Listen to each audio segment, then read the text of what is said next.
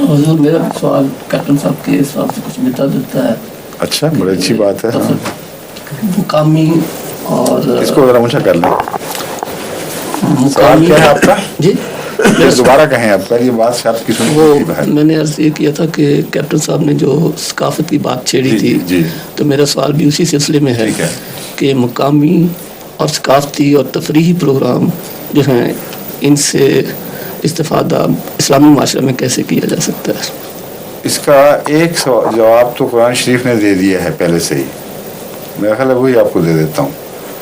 لا تسلوا عن اشیاء ان تبد لکم تسؤکم. اتنے کثرت سے فضول سوال نہ کیا کرو کہ اگر ان کا جواب دیا جائے تو پھر تم تنگی محسوس کرو. تو چھوٹی چھوٹی باتیں جو ہیں ان کے دائرے میں مختلف قسم کے لوگ آ جاتے ہیں. جب پوچھا جائے گا تو جواب دیا جائے گا. جب جواب دیا جائے گا تو نسبتاً ادنا تو نہیں کہنا چاہیے مگر ابتدائی لوگ جو ابھی اس مرتبے کو حاصل نہیں کر سکے کہ اس قسم کی لطیف پابندیاں بھی برداشت کر سکیں, ان کے لیے تکلیف کا موجب ہو جاتا ہے.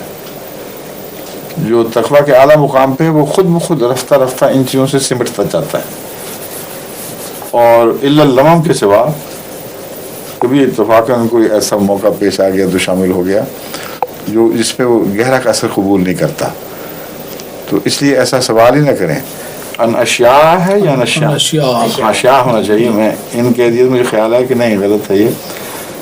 لا تسلوا عن اشیاء ان تبد لکم تسؤکم. ٹھیک ہے.